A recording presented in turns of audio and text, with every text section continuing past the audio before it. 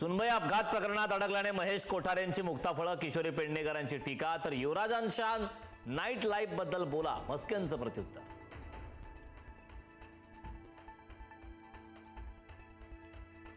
मनसेच्या दीपोत्सवाची राज्य सरकारच्या पर्यटन विभागाकडून जाहिरात.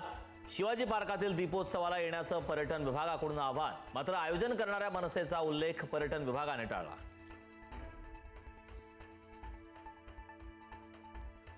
छत्रपती संभाजीनगरात अतिवृष्टीग्रस्तांच्या खात्यावर रक्कम जमा होण्यास विलंब. आतापर्यंत मंजूर 2175 कोटींपैकी केवळ 900 कोटी वितरित. सरकारनं दिवाळीपूर्वी आर्थिक मदतीचं दिलं होतं आश्वासन.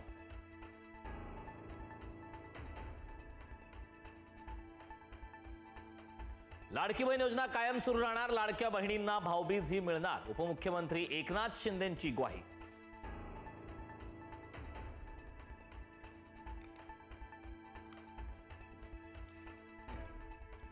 राज ठाकरेंचं काय? उद्धव ठाकरेंसोबत ही आघाडीत लढणार नाही. काँग्रेस नेते भाई जगताप यांचं मोठं वक्तव्य. भाई जगताप यांचा मुंबई महापालिकेत स्वबळाचा नारा.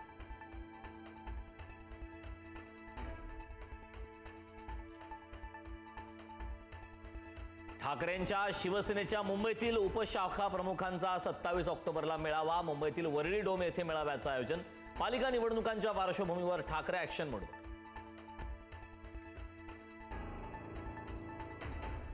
महायुतीच्या आमदारांना प्रत्येकी 5 कोटींचा निधी मिळणार. मात्र 54 नवनिर्वाचित आमदारांनाच निधी मिळणार असल्यानं नाराजी.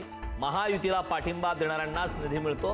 हा विकास निधी नाही, ही लाच राऊतांचा हल्ला. स्थानिक स्वराज्य संस्थांच्या निवडणुकीसाठी अखेर महायुतीचं ठरलं. मुंबईत एकत्र लढणार. राज्यात काही ठिकाणी एकत्र तर काही ठिकाणी स्वबळाचा निर्णय. विरोधकांना फायदा होऊ नये यासाठी महायुतीची रणनीती.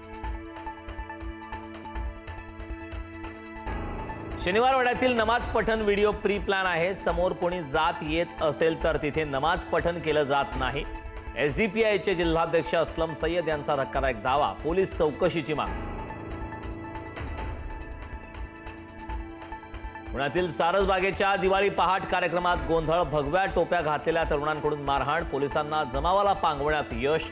सध्या तणावपूर्ण शांतता. नाशिकच्या पंचवटीत परिसरात टवाळखोरांचा धुडगूस. पंचवटीतील अवधूतवाडी भागात मध्यरुंद तरुणांकडून वाहनांची तोडफोड.